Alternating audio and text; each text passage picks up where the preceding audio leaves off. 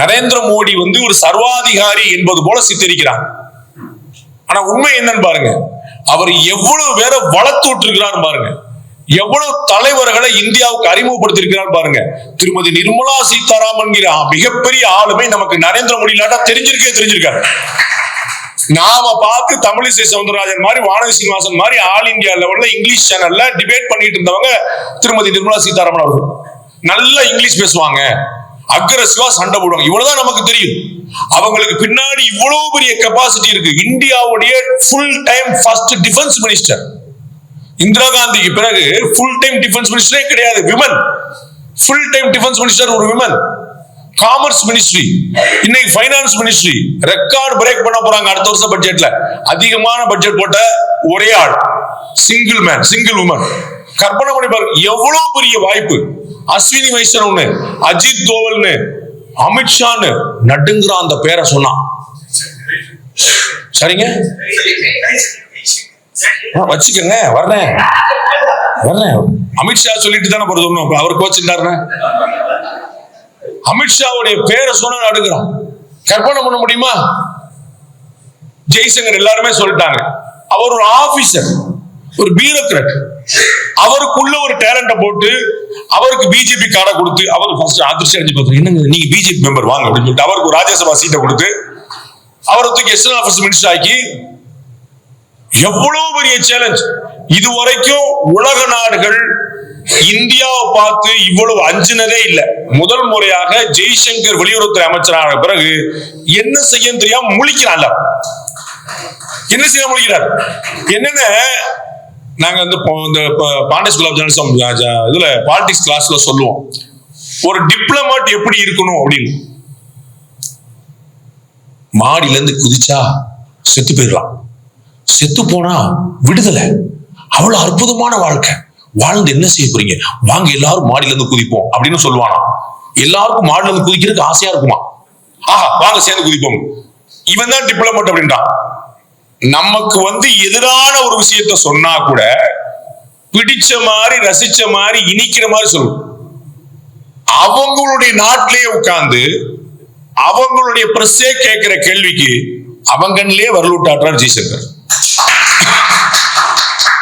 அவ்வளவு ஆச்சரியம். ஜெய்சங்கர் எல்லாருமே சொல்லிட்டாங்க, அவர் ஒரு ஆபீசர், ஒரு பியூரோக்ராட். அவருக்குள்ள ஒரு டேலண்ட போட்டு அவருக்கு பிஜேபி கார்டை கொடுத்து அவர் ஃபர்ஸ்ட் அதிர்ச்சி அடைஞ்சு பார்த்தாரு. என்னங்க நீங்க பிஜேபி மெம்பர் வாங்க அப்படின்னு சொல்லிட்டு அவருக்கு ஒரு ராஜ்யசபா சீட்டை கொடுத்து அவரை தூக்கி எக்ஸ்டர்னல் அஃபேர்ஸ் மினிஸ்டர் ஆக்கி, எவ்வளவு பெரிய சேலஞ்ச். இதுவரைக்கும் உலக நாடுகள் இந்தியாவை பார்த்து இவ்வளவு அஞ்சினதே இல்லை. முதல் முறையாக ஜெய்சங்கர் வெளியுறவுத்துறை அமைச்சரான பிறகு என்ன செய்ய தெரியாம முழிக்கிறான். என்ன செய்ய முழிக்கிறார்? அவங்களுடைய நாட்டிலேயே உட்கார்ந்து அவங்களுடைய பிரஸ்ஸே கேட்கிற கேள்விக்கு அவங்கன்லயே வரலூட்டாற்றார் ஜெய்சங்கர். அவ்வளவு ஆச்சரியம். அப்ப இவ்வளவு பெரிய டீம், ஒரு நாள் 2 நாள் ஒர்க் இல்ல. திரு ஆமரவி சொன்னார் இல்லையா, நீங்க நல்ல விஷயம் உங்களுக்கு எங்க கிடைக்கும் அப்படின்னா சங்கத்துல கிடைக்கும். RSS எப்பயுமே அவசர கொடுக்க வேலை பார்க்காது. ஒரு நாள் 2 நாள்ல ஒரு வேலை பார்க்காது. நிதானமா ஆலமரம் போல வேர்கள் எவ்வளவு முக்கியமோ விழுதுகள் அவ்வளவு முக்கியம் தெரிஞ்சது. வேர்களும் முக்கியம், விழுதுகளும் முக்கியம், அப்படி யோசிக்கும். அதனாலதான் அவங்களால உலக நாடுகளை வியக்க வைக்க முடியுது. இவ்வளவு ஆச்சரியமான ஸ்ட்ராங்கான பேஸ் கொண்ட ஒரு அமைப்பா இருக்க முடியுது. நிதானமா அமைதியா சத்தம் காட்டாம போயிடும். இந்தியா முழுக்க RSS ஊர்வலங்கள் சரஸ்வதி பூஜையில நடக்குது, ஆயுத பூஜை அன்னைக்கு. கேரளால நடக்குது, தமிழ்நாட்டுல நடக்க முடியல. பதட்டமே போட மாட்டாங்க. ஒவ்வொரு ஆண்டும் நீதிமன்றம் போறாங்க, உத்தரவு வாங்குறாங்க, ஒவ்வொரு ஆண்டும் நடத்துறாங்க. இவங்கள ஒரு பாசிச இயக்கம்னு சொல்றாங்க.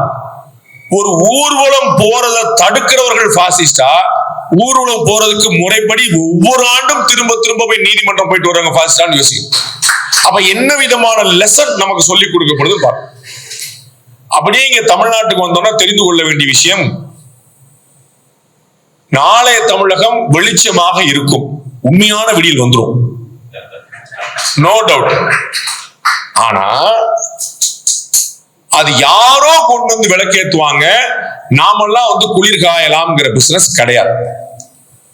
ஒவ்வொருவரும் ஒவ்வொரு இன்ச்சாவது தேரை நகர்த்தினாதான் வண்டி ஓடுங்கிறீங்க. எங்க ஊர் தேர் ரொம்ப பிரமாதம், பெரிய தேர். நீங்க தயவுசெய்து சிறுவலூருக்கு வரணும். ஆடி பூரத்துல அன்னைக்கு ஆண்டாளம்மா தேர் இருக்கும், ரொம்ப பிரமாதமா இருக்கும், அவ்வளவு அழகா இருக்கும். திருவாரூர் தேர் அழகு, ஸ்ரீவில்லிபுத்தூர் தேர் பெருசு, பெரிய தேர். எங்க ஊர்ல எல்லாமே பெருசு. பெரிய பெருமாள், பெரியாழ்வார், பெரிய குளம், பெரிய மாரியம்மன், பெரிய தேர், எல்லாமே பெரிய பெரிய கோபுரம். அந்த கோபுரம் தான் சின்ன, எல்லாமே பெருசு. அந்த தேரை இழுக்கும் போது 4 பெரிய வீல், பாரத் எலக்ட்ரிக்கல்ஸ் லிமிடெட்ல இருந்து திருச்சியில இருந்து வருவாங்க. பெரிய பெரிய வீல்ஸ் 4 வீல் வச்சிருப்பாங்க.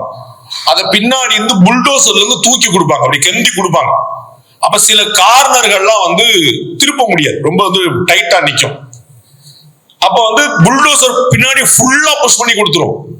அப்படி ஃபுல்லா தூக்குனா கூட அவங்க சொல்லுவாங்க, வடத்தை தூக்கியாவது பிடிச்சு நில்லுங்க அப்படிமா. ஏன்னா வடம் தூக்கி இருந்தா தான் போகலாடி, வடம் அவ்வளவு வெயிட், வடம் 9 வடம் இருக்கும். நீங்க வந்து தூக்குனா கூட வண்டி நகராது, வடத்தை பிடிச்சு முன்னாடி கொண்டு வரணும். அது போல திரு சுப்பு போல, பாரத பிரதமர் நரேந்திர மோடி போல எவ்வளவு பின்னாடி புல்டோசர் மாதிரி பின்னாடி தூக்குனா கூட முன்னாடி வடத்தை பிடிக்கிறதுக்காவது நம்ம நிக்கணும். அப்படி இல்லைன்னா வண்டி நகராது. புல்டோசர் இருக்கு பார்த்துக்கணும், புல்டோசர் பார்த்துக்கணும். அது தேர் ஓட்டம்ல, டிராக்டர் ஓட்டம், அது தேர் ஓட்டம் இல்ல. அப்ப நம்ம முன்னாடி வடம் பிடிச்சு இழுக்க தயாரா இருக்கணும், ரொம்ப முக்கியம். அது எல்லாரும் செய்ய வேண்டிய விஷயம். கர்நாடகால if I am not wrong, எடியூரப்பாவும் சதானந்த கவுடாவும் 2 பேர் அப்படி நடு ரோட்ல போய் பேசிட்டு இருக்காங்க. கர்நாடகால பிஜேபி கவர்மெண்ட் சாத்தியமா அப்படின்ட்டு, விடக்கூடாதுப்பா, ஒரு நாள் இல்லாட்டி ஒரு நாள் சாத்தியம் ஆக்கணும் அப்படின்னு அவங்க 2 பேரும் வைராக்கியமா பேசிட்டு இருக்காங்க. அது வந்து ஒரு 30 வருஷத்துக்கு முன்னாடி உள்ள ஒரு காலம்.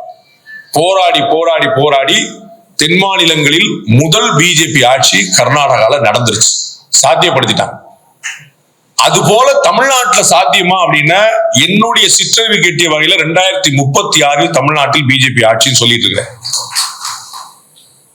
அதை 2031 கொண்டு வந்துடணும் அப்படின்னு அண்ணாமலை கிளம்பினார். அதைப்படி நாங்க சொல்லுவோம் அப்படின்னு சொல்லிட்டு சில பேர் வயரப்படிக்க விட்டாங்க. 31 36 அப்படிங்கிறது இல்ல பிரச்சனை. அவர்கள் ஆட்சிக்கு வரணும் அப்படின்னு நீங்க நம்புனீங்கன்னா அவர்களுக்கு வேலை பார்க்கணும். ரொம்ப சிம்பிளா புரிஞ்சுக்க வேண்டியது.